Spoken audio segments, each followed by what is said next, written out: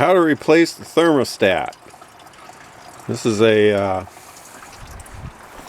87 Tercel, but the 83 through 87, 88 are all about the same. This has power steering.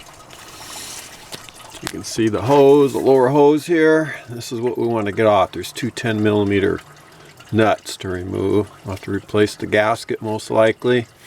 So I like to take the top hose off after I've drained the water out of the radiator, which I'm doing right now down there. And when I go to put the water back in, I put cheesecloth over this with a funnel. Well, cheesecloth in a funnel, or even a paper towel will work. It's slower that way. And filter the water back into the radiator, get any little bits of debris out of it. So disconnect this top hose, and then I'll get in there and take those two nuts out, and I'll pull that thing out, take this clamp off, replace the thermostat. Okay, I moved the two clamps back, and then I just twisted the hose until it broke free. Some of them are really stuck, and if you're real careful, you can work a screwdriver under there just a little ways, kind of all the way around. Try to break it free, or you can take a big pair of channel locks and clamp on the outside and try twisting it just a little bit.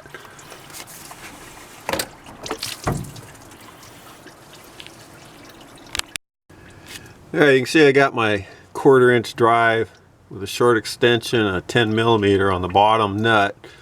I'm loosening it up. I removed the hose. I moved my bucket over a little bit to catch any of the water that's going to come out when I pull the thermostat out. Okay, I got it free, and when I broke it free, a lot of water came out. It's in the head, down into my bucket. This thermostat works okay in this car, but it runs a little warm, like 190 to 200 degrees. I have a thermometer I added in there. Even though the regular gauge for the car stays right in the middle where it should, my temperature gauge is showing 190 to 200. I think it's getting worse because I don't think it's supposed to operate that way. Prior to recently, it used to stay around 190 when I'm cruising at 60 miles an hour, but lately it's been around 200, so I figured I better replace it. I kind of liked it because I really got a lot of heat out of this car. I mean, when you turn that heater on, you just bake in there. On cold days, it was great. So I'm going to go back to a 180. I think this is a 190. I'm going to try a 180 in it and see what the temperature is on my heater. How much it drops will be kind of interesting. I'm going to reuse my gasket. It didn't tear up when I pulled it off, so it looks good. So I just coated this with some non-hardening gasket compound.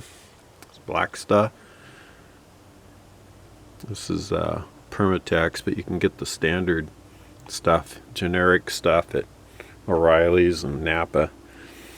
And that's what I'm going to go with. I always use that stuff because you can remove things without a whole lot of trouble. You never want to use that hardening type of gasket compound. Always use the non-hardening. So this is what I'm installing. I'm pretty sure it's a 180 degrees,